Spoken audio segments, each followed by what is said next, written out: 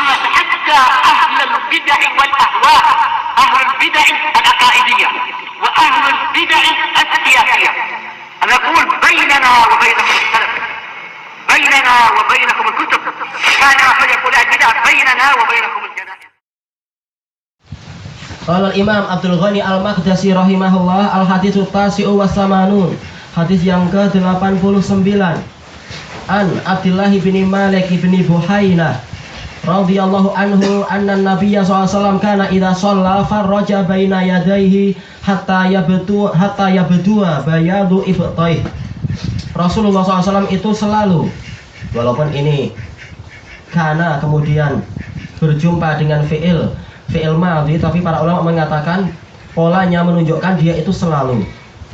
Walaupun bukan, tidak harus dia itu dengan fi'il mudhari, tapi boleh jadi dengan fi'il madhi pun dia memberikan makna istimrar.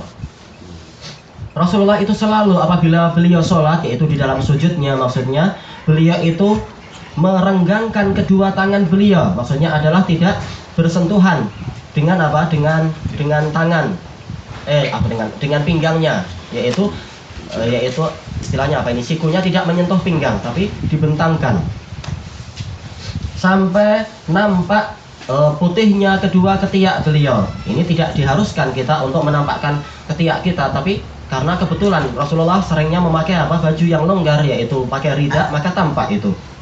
Maka yang diinginkan dari kita bukan cara yang jumud, bukan dengan cara dohiriyah yang berlebihan, yaitu kita harus menampakkan ketiak, bukan itu, tapi adalah kita renggangkan. Nah, kebetulan kalau bajunya longgar boleh jadi ketiak itu nampak. Ini maksudnya. Baik. Makanya dalam lafaz yang lain kata Aisyah kalau tidak salah, hadisnya sahih, ana lupa Aisyah atau siapa, sampai seandainya ada kambing kecil melewati tangan beliau, ini saya mampu itu, yaitu lewat di bawah tangan beliau. Baik.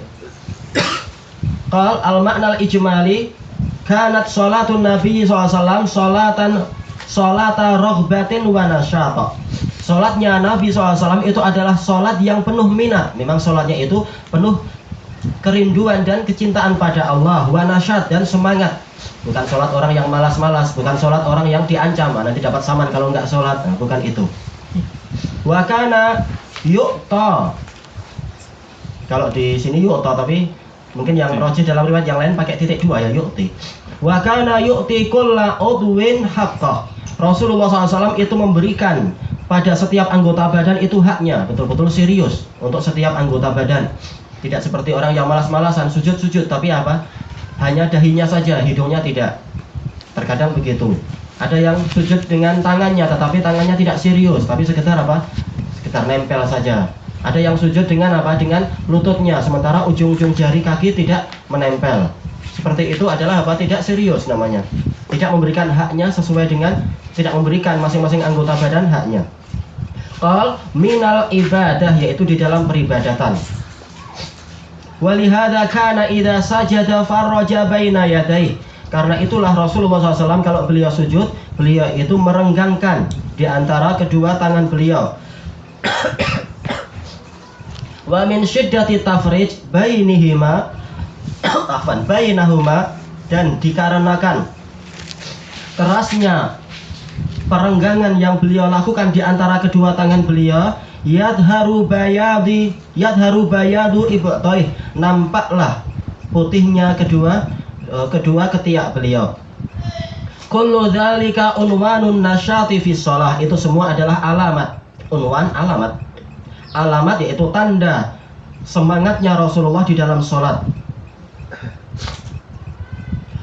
Waraghbati fil ibadah, alamat kecintaan beliau, alamat minat beliau di dalam ibadah. Wataba'udan an hayatil kaslan, dan untuk menjauh dari gaya orang yang pemalas. Hayah, gaya atau keadaan. Kaslan, orang yang kasil, yaitu pemalas atau sangat malas, ya, wazan fa'lan. Alladzi yadummu ba'da a'dha'ihi ila ba'd, yang si pemalas ini dia menggabungkan sebagian anggota badannya kepada sebagian yang lain, menempel ke perutnya tanpa udzur dan sebagainya.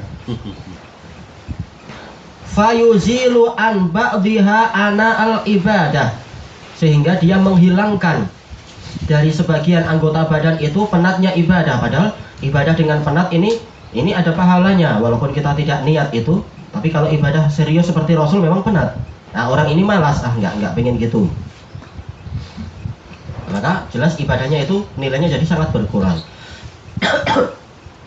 Ma yu'khadhu minal hadis al-ula fihi dalilun ala istihbabi hadhil hay'ati fi sujud.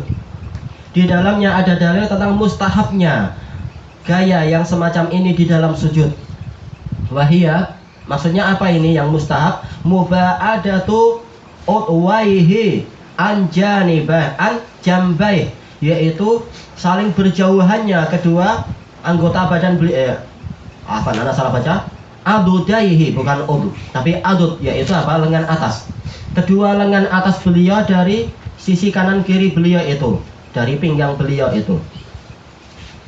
Ini kalau sisi kita artikan pinggang, tapi pendekatan saja. Wa qad takhassasa dzalika fi sujudi bima akhrajahu Muslim.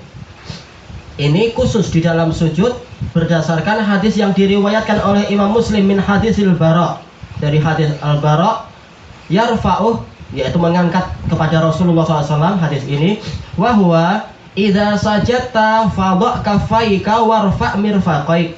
Rasulullah bersabda, kalau engkau sujud, letakkan kedua telapak tanganmu yaitu ke bumi dan angkat kedua sikumu. Jadi hadis yang umum dalam hadis Abdullah bin Buhainah di sini, Abdullah bin Malik bin Buhainah sering dinisbatkan kepada kakeknya. Ini kan lafadznya umum. Kalau sholat, nggak tahu sholat dalam kondisi yang mana. Ini dikhususkan dengan hadis Al-Bara, yaitu dalam kondisi sujud. Wa huwa fi hadisil babi mutlaq. Dalam hadis bab tadi, hadis Abdullah bin Malik bin Buhainah, dia mutlak dalam sholat.